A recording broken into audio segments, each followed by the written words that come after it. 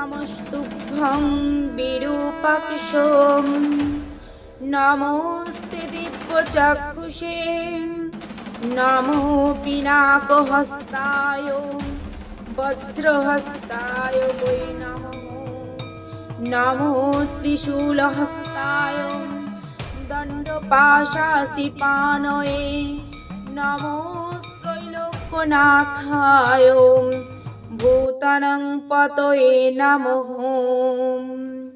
নমো শিবায় শান্তায় কারণত্রয় হেতবে নিবেদয়ামি চতমানং তমগতি পরমেশ্বর নমস্তে তং মহাদেব লোকনম গুরুমীশ্বরম পুংসাম পূর্ণকামনাং কামপূররাত্রিপম। শ্রী শ্রী শিবরাত্রির ব্রত কথা। অতি মনোরম নিশি নির্মল আকাশ, মন্দ মন্দ বহিতেছে মলয় বাতাস।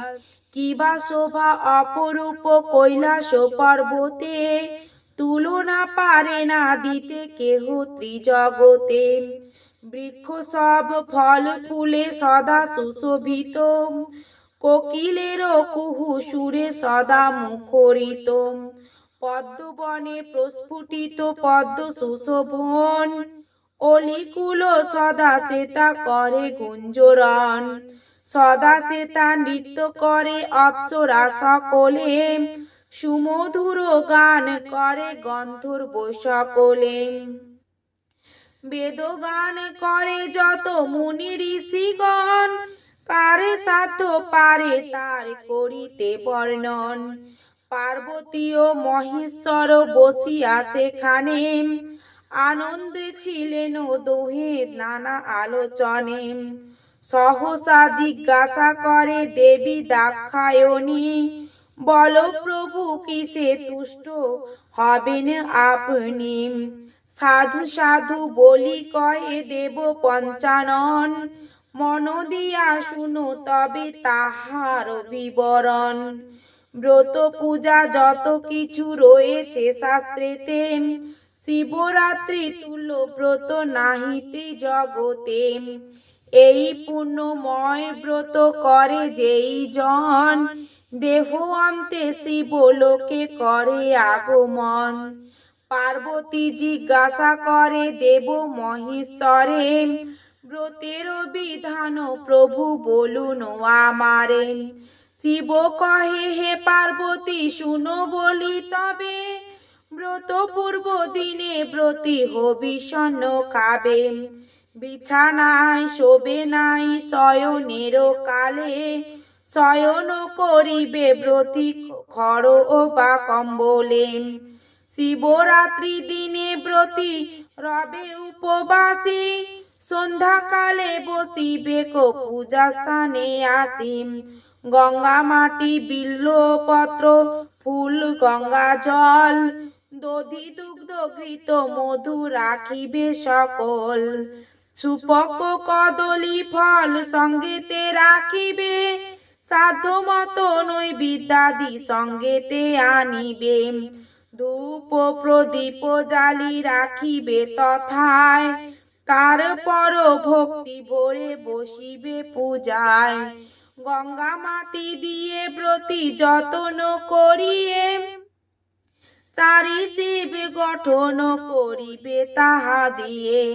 একে একে শিবি লয়ে একে এক প্রহরে, অর্চনা করিবে ব্রতী অতি ভক্তি ভরে। সন্ধ্যা বন্দনাদি সব করি সমাপন, ভক্তিতে করিবে পূজা যত ব্রতীগণ। দুগ্ধ স্নান করাইয়া প্রথম প্রহরে, তারে পর অর্ঘ্য দিয়া পূজিবে আমারে। দ্বিতীয় প্রহরে দধি স্নানে করাইবে, তারে পর অর্ঘ্য দিয়া যতনে পূজিবে। ঘৃত স্নান করাইবে তৃতীয় প্রহরে, করিবে আমার পূজা সাধ্য উপাচারে। চতুর্থ প্রহরে মধু স্নান করাইবে, তাহাতে হইবে তুষ্ট সন সকল শিবে।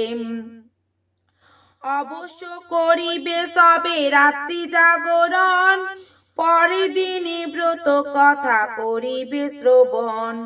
সাধ্যমত ব্রাহ্মণেরও ভোজন করাবে, ভোজনের শেষে তারে দক্ষিণা দানিবে। অবশেষে নির্মাল লইয়া ব্রতিগণ, যত ব্রতিগণ সবে করিবে পারণ। শিবরাত্রি ব্রত পূজা যেই জন করে, শিবলোক প্রাপ্ত হয় মরণেরও পরে। পুনর্বার জন্ম তার হয় না ধরায়, এই ব্রত ফলে সব পাপ ক্ষয় হয়।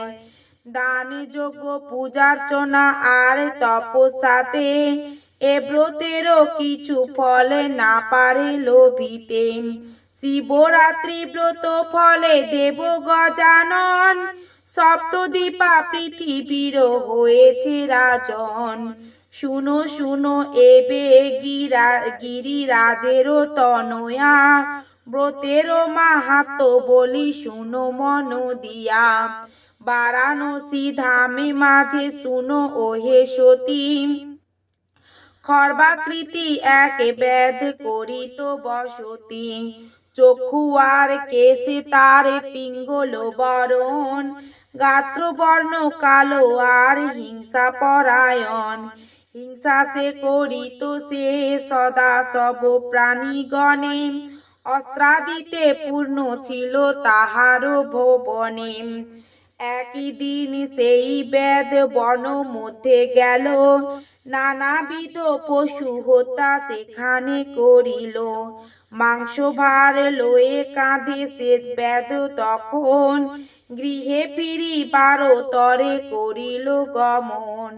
মাংস ভার লয়ে বেদ খুবই ক্লান্ত হইয়া, শয়ন করে এক বৃক্ষ তলে গিয়া।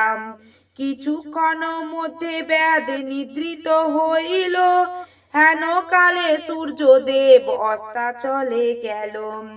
ধীরে ধীরে নেমে আসে সন্ধ্যার আঁধার, ক্রমে বনভূমি হইল গাঢ় অন্ধকার।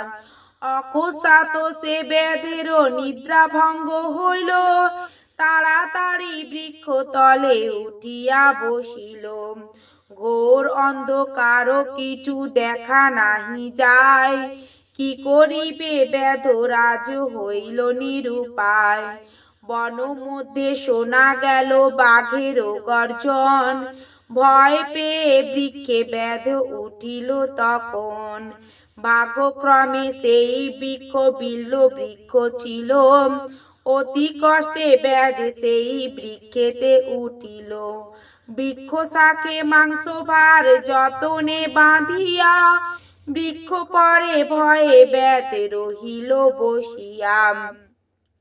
রাত্রিতে শিশির জলে সর্বাঙ্গ ভিজিল, ক্ষুধার্ত শীতার্ত বেদ জাগিয়া রহিল।